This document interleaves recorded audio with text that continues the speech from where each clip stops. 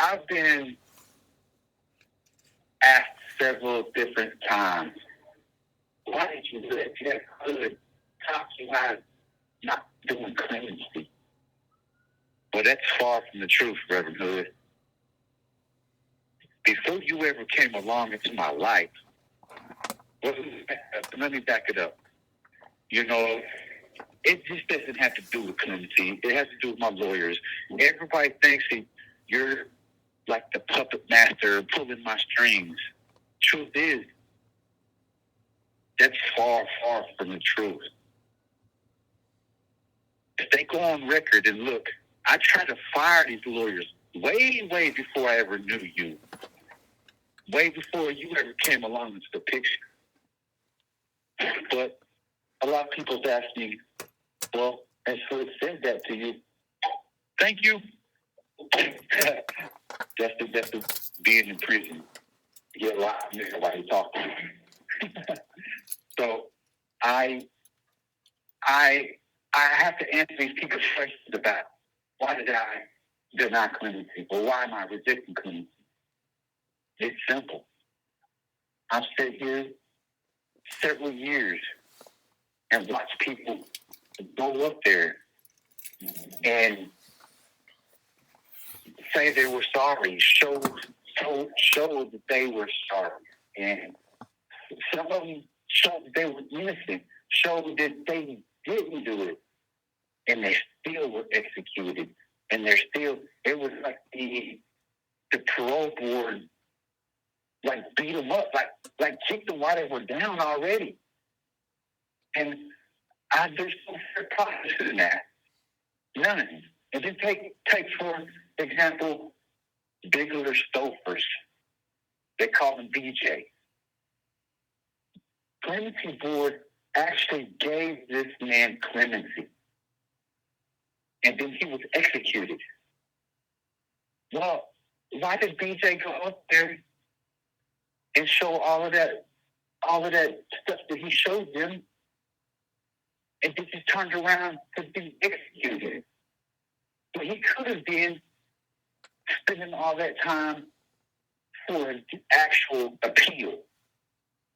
He probably maybe even got out of prison on the proof of his innocence. Because if the clemency board gave him clemency, they seen something in his paperwork too. But they still killed that man. And I know they want to say, oh, well, it's because of Governor Stitt. Well, so that's just passing the book. I mean, Governor Stitt ultimately signs off on it, but how come Governor Stitt is the one actually sitting in the clemency room? Why? I mean, he should be hearing these clemencies. If he's the ultimate face, though, that's like somebody going to trial and the judge is on vacation somewhere and he can hear what all was said. But then he just comes and just out of nowhere. No, I'm not signing it. That doesn't make sense to me. I don't understand that. Or take James Coddington. James Coddington went out there and poured his soul out. Told how he was beat and how he was a drug addict and his parents did him bad. I felt bad for the fella. They gave him clemency and then turned around and executed him too. So, and I don't mean this in a laughing way, like, but clemency is a joke. And most people down here will tell you that clemency is a joke. The state of Oklahoma is paying these clemency board members but they don't have no authority. They don't have no, what are they for? What do they do? What are they getting paid for? There's they had ultimate say so, that would be a different story. That would be a whole different ball game. But they don't. They don't have that kind of authority to say, look, Sanchez is innocent, so let's give him clemency. Or Sanchez is innocent, let's overturn his conviction. They do not have that type of authority. So what good is a clemency board? And then if you think about it, how is a clemency board even fair to an inmate whenever there's the district attorneys on there? Come on, man. The district attorneys put most of the people in prison. So how is that even fair? Can they actually sit down at the table and say that they can give a fair hearing, a fair clemency? Well, and then a lot of people say, well, how do you explain Julius Jones? That's pretty simple. Kim Kardashian. That's how you explain Julius Jones. Because if it wasn't for her and all of her followers, would have been executed too.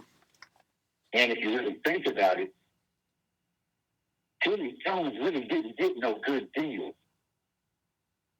He had to sign for a life without sentence and dismiss every one of his appeals. So I don't even know how that's legal, because it's innocent, you're innocent. But he still had it. He still signed it.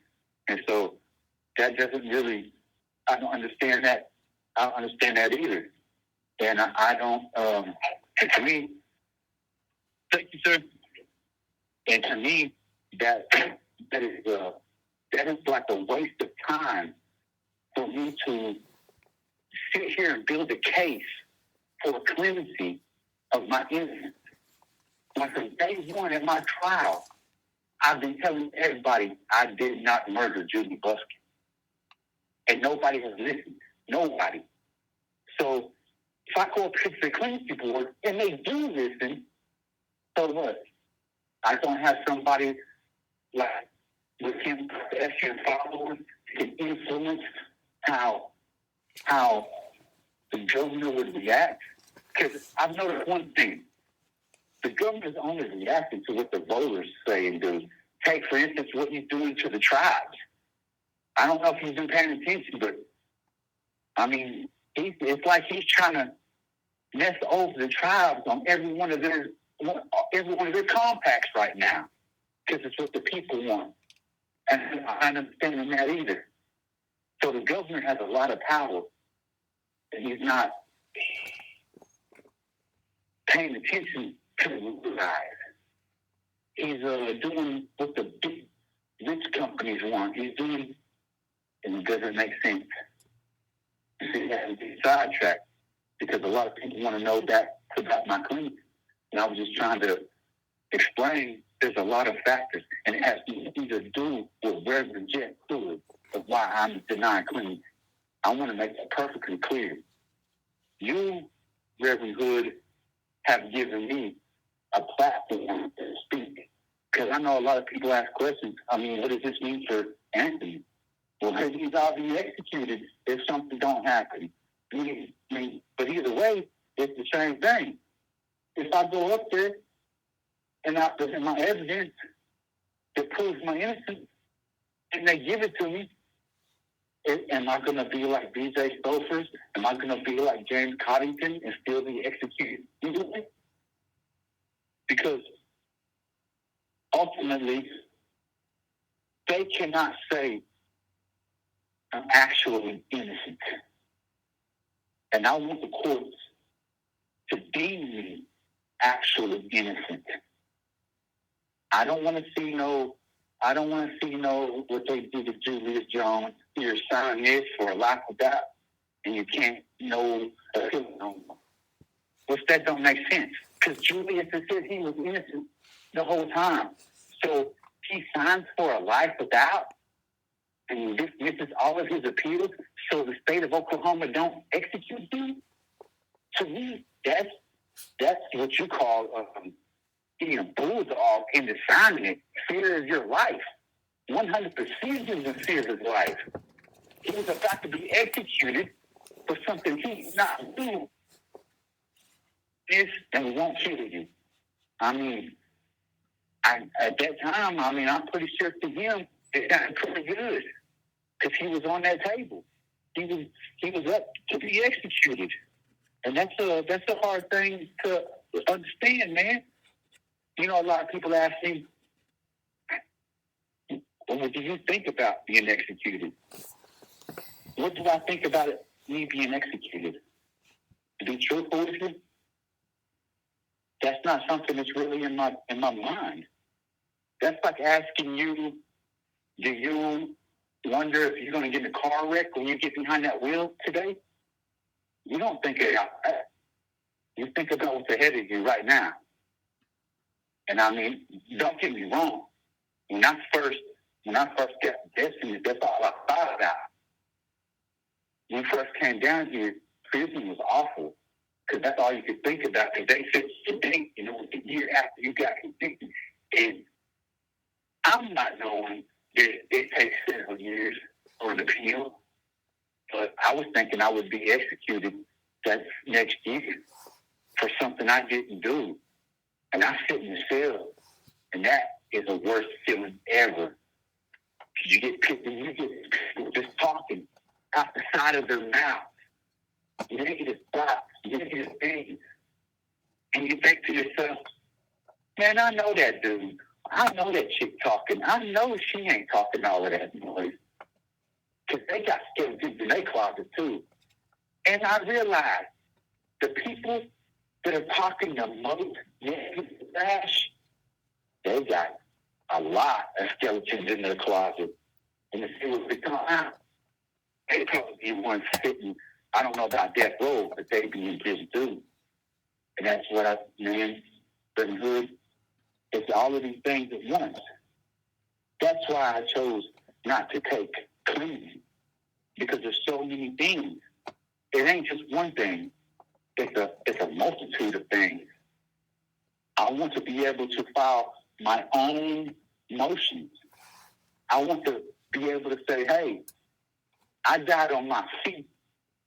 I didn't die on my knees. I want to be able to say, I did everything that Anthony Castillo Sanchez could do to prove his innocence. And Clemency just ain't that.